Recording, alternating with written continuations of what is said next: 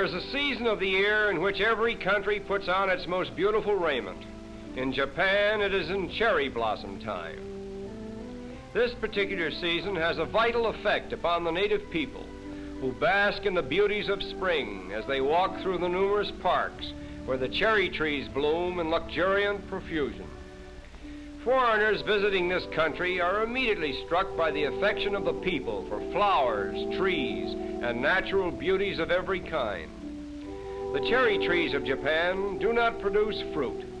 They usually blossom during the month of April for a brief but glorious existence. We marvel at this love of beauty which inspires these people to devote so many of their cherished acres to the cultivation of trees that bear no fruit.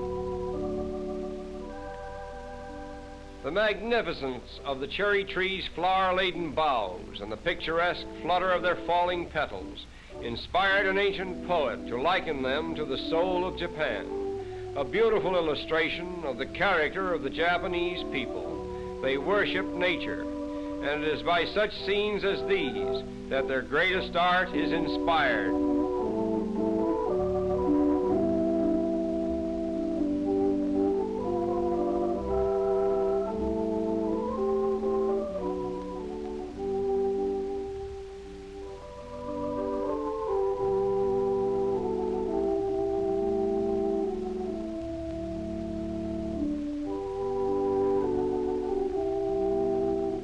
Just outside this dreamy realm of cherry blossoms, in the streets of Tokyo, we observe that the poetic character of the country has in no way interfered with its material development.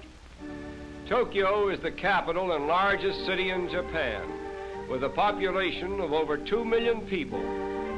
Due to earthquake destruction, this city has few ancient landmarks. Its modern buildings, however, are supported by steel rafters, which bend but seldom break when the earth tremors. At one of the royal palaces in Tokyo, we are reminded that Japan can boast of an imperial family of unbroken lineage, reigning over the land for 25 centuries. Somehow, these modern buildings do not seem to be as fascinating as the sights in suburban Japan, where the cherry trees bloom and the air is perfumed with the fragrance of spring. This is the famous Quinta Bridge, regarded as one of the most typical and picturesque of the thousands of bridges that span the innumerable waterways of the island empire.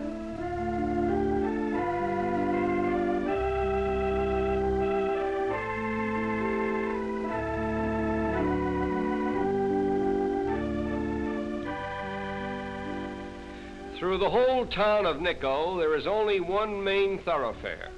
And here it is.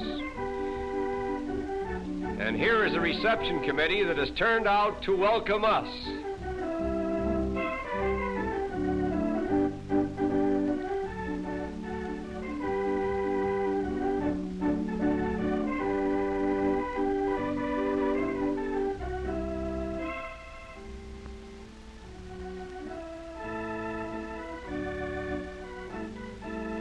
An unpretentious street, to be sure, but for centuries it has borne the constant procession of pilgrims coming from all parts of Japan to visit the shrines at Nikko.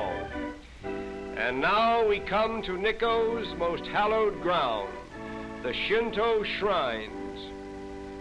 In Japanese history, we read that there were 15 powerful leaders called shoguns, who for several centuries practically controlled the political history of Japan.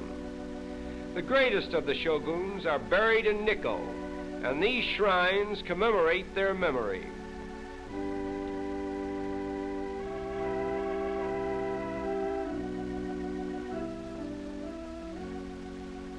Here is a Shinto priest in a typical costume. Shintoism, a combination of ancestor and nature worship, in which the emperor is regarded as the supreme being on earth.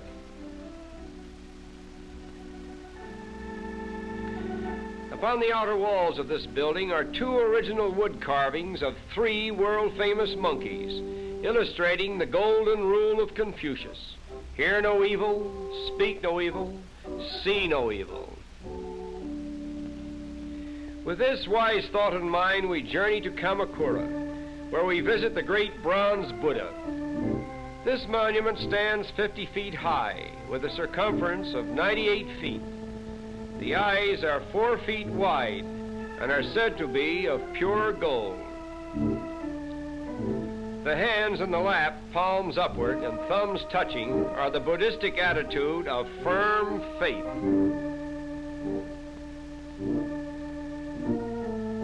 In Japan, one can be a Shintoist, a Buddhist, and a follower of Confucius at the same time without friction. The Japanese believe that mere names and forms of religion cannot change the fundamental laws of creation, which they all worship and obey alike. The colossal calm of this impressive figure lingers in our memory as we drive on to the picturesque harbor of modern Yokohama, where our boat is waiting to take us back to the Western world. This beautiful harbor is the gateway to and from the Orient, for here all trans-Pacific steamships meet and depart. It is also the terminus of the lines to Australia, China, India, and the Mediterranean ports. And now it is time for our boat to cast loose from its moorings and point its bow in the direction of home. We leave Japan with a better knowledge of its picturesque traditions and modern development. And in answer to our English farewell, we hear the Japanese sayonara, which means goodbye.